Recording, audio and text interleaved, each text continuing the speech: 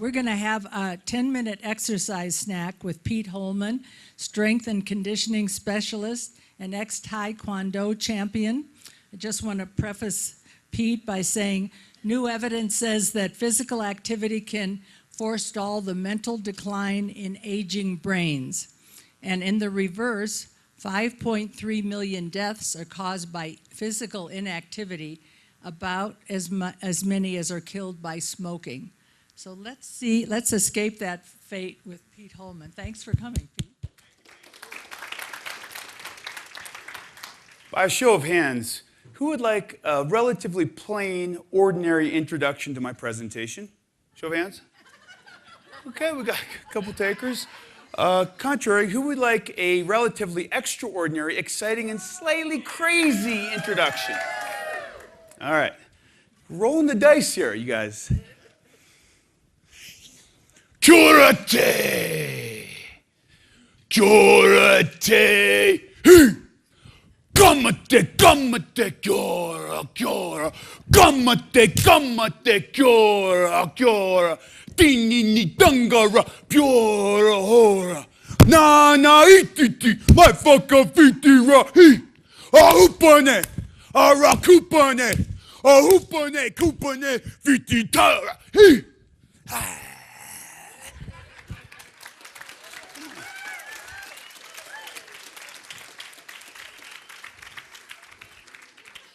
Now you ask, why would I open up my presentation with the ceremonial New Zealand haka?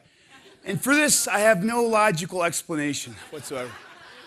Welcome to my session on exercise and brain health, neurogenesis and beyond. For those of you that don't know me, my name is Pete Holman. I'm a physical therapist and strength coach here in town.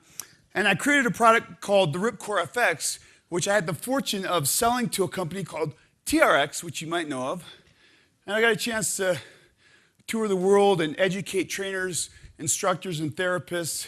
I got my 15 minutes of fame on some TV shows, and now I'm here. But enough about me, let's talk about you. We're here to talk about the brain, and if you look at the brain, there's really two types of brain health.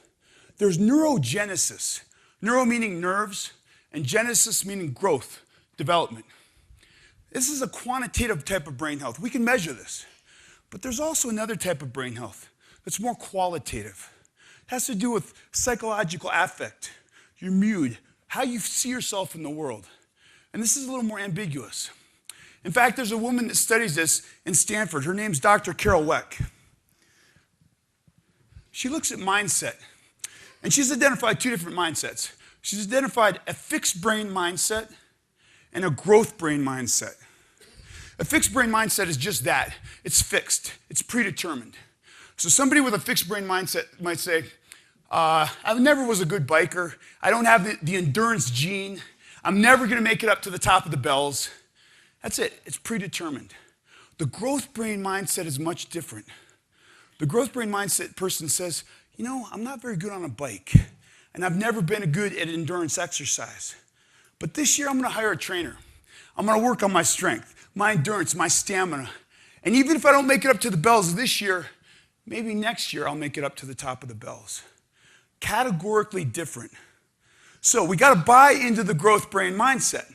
So we're going to do a little exercise to buy in before we start our exercise snack. It's very simple. I ask a question and you answer, I believe. It's got to be visceral. Summon your chi energy. All right, let's try it. Do you believe that you can improve through regular exercise your quantitative brain health and your qualitative brain health? I believe. Do you believe that through regular physical exercise you can improve your overall athleticism? I believe. Do you believe that this is quite possibly the most intriguing session of the day? I believe. Stop, you're so kind. Hey, can anybody tell me what the best type of exercise is for neurogenesis? Who said that?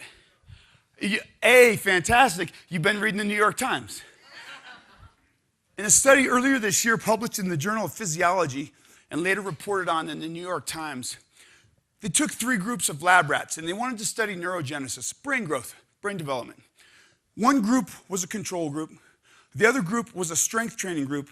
and the third group was an endurance trained group. They applied the protocol for 6 weeks, and after the 6-week trial program, the endurance trained lab rats had the most level of neurogenesis in their brains. The most intriguing thing I found in the study was how they got the strength training lab rats to lay flat on the bench press. So we know that neurogenesis is important for brain health. But what else? Remember, this is about neurogenesis and beyond. What's the and beyond? There's got to be something more that helps us feel good about what we do on a daily basis. It doesn't matter, yoga. It doesn't matter if we want to run on the beach with our kids, ride, bike, hike, play tennis, play golf. We got to have more than endurance exercise to fulfill those needs and do what we love to do. So right now we're going to engage in my 3 top categoricals that you've got to add into your endurance training program that's going to help you with holistic brain health. So everybody up. Everybody up. And no, we're not going to do this one. Okay, guys, we're going to do one of my favorite stretches of all time. It's called Heaven and Earth. All you're going to do is splay your fingertips as far out as you can. You're going to reach up towards the heavens. Oh, can somebody take a picture of this? I want to take a deep inhalation through the nose. Exhale through the mouth. As you reset, think about lifting your hands even further up in the air. Hands up, hands up. Good. Again, another deep inhalation through the nose. Exhalation slowly out the mouth. And then reset, reach up one more time. Feel even your head being pulled up towards the heavens like it's got a string attached to it. Reach high, high, high, and slowly down, relax. How tall do you feel now?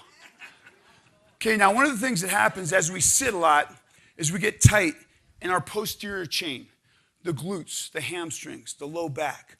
So we got to stretch out those muscles. What we're going to do is you're going to place your hands on your side, on your thighs. We're going to slowly slide them down, past the knees, down by the shins, and as far as you can go until you feel that stop point. Okay? You're going to feel a strong but comfortable stretch. I want you to take a deep inhalation now, in through the nose, and maybe not the best time to take a picture now. In through the nose, out through the mouth, and you should feel yourself reset a little bit deeper. Again, another inhalation in through the nose, out through the mouth, and sink down deeper towards the earth. Last one, deep inhalation. Take your time here, folks. This is important stuff. Out through the mouth, and now you should be down at your lowest point and slowly come back up with your hands on your shins, knees, thighs, and back up to tall standing.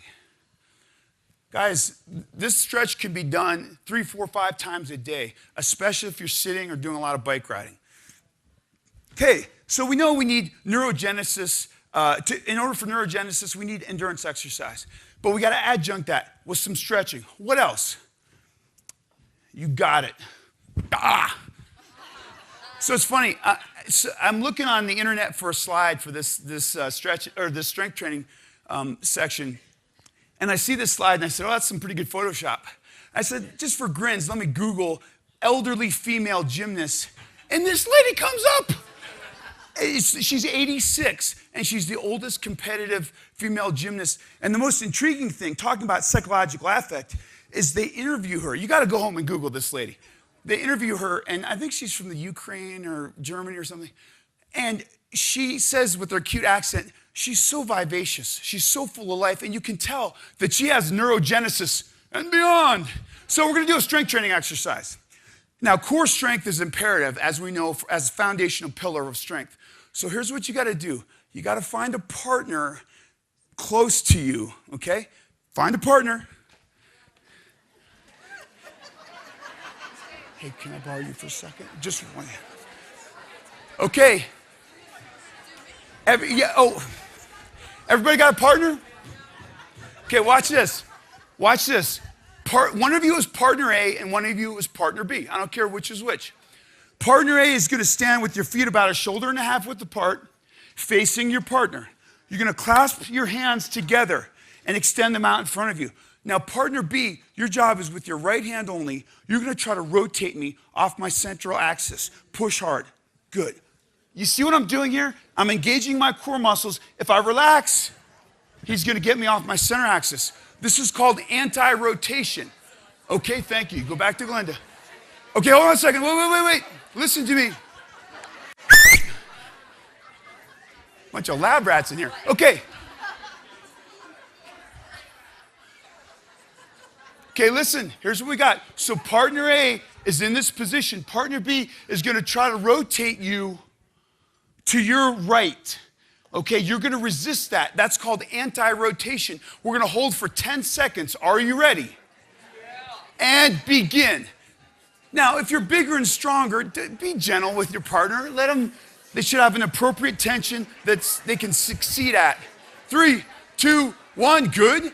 And now we're going to rotate the opposite direction. Oftentimes, there's an asymmetry from left to right. Ready? Go. Push, 3, 2, 1, and relax. Okay? Now, everybody listen up. Now we're going to switch partners. Just out of curiosity, did anybody feel a difference from their left to their right? So that we got to note that. That's an asymmetry. That's a leading cause of injury in the low back. Okay? We got to strengthen both sides. Okay, now partner B is going to be the anti-rotation partner. Partner A, first right hand against the hands and go. Push. Don't let him move you. We got 10 seconds. 5, 3, 2, and relax. Hey, listen up. One important caveat. This is good. I love it. You guys are alive. It was that, by the way, after Bo's session, I feel like I know absolutely nothing, by the way. So this is just BS, all of it. Anyhow, hey, one thing though, make sure you don't assume, this is important, make sure you don't assume a flexed spine position. A lot of times when we cramp down, we flex our spine, and that's a poor postural adaptation. So we want to stay tall through the spine, brace your core, and do not allow your partner to move you. Last side, you ready? And go. Come on, hold, stay tall, stay strong. 3, 2, 1, and relax. Excellent. Okay, good. Strong like bull. Okay, so we got endurance training. We got stretching. We got strength training. What is left? Oh, the oldest cliche in the book, right? It's all about balance. By the way, guys, as we age, what happens to our mobility? It diminishes. Our collagen gets tight and stiff. We got to stretch. As we age, do we gain muscle mass or typically lose lean muscle mass? It goes down. We got to do some strength training. And as we age, our balance diminishes because our inner ears start to fail. Our eyes aren't as good. These are both important in balance. And our joint receptors aren't as good. So we got to practice balance. Here's what you're going to do. You're going to place your right foot into the floor, okay? And we're going to balance on one leg. But before you start that, I want you to think about clawing the floor with your toes. So pushing your toes down into the floor. And what that does is that stabilizes the longitudinal arch, which is on the bottom surface of your foot. That's important to create foundational stability through that kinetic chain. Okay, so you got a little claw foot going. Now, we're going to raise the left foot an inch or two. If you're feeling froggy, for you military folks out there, bring the knee up even a little bit higher. And if you're feeling like a bad ass, can I say that, Glenda? All right, bring the knee up to 90 degrees, okay?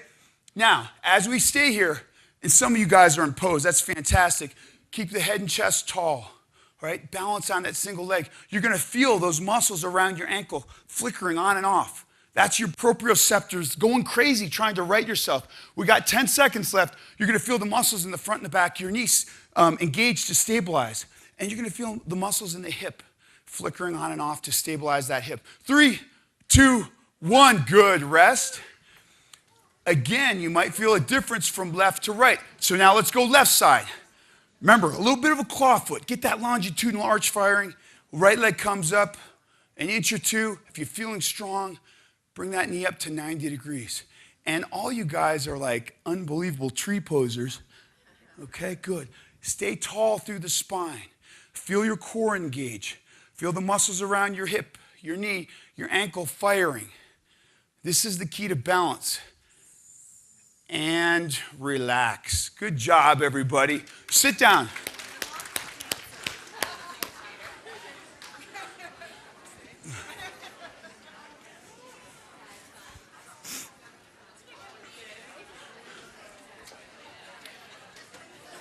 Hey guys, this balance, even though this is last, that I mentioned it last, it's one of the most important, all right? You do not want to be in New York walking along the street, trip on the curb, and fall and fracture your radius, fracture your pelvis, especially as we age.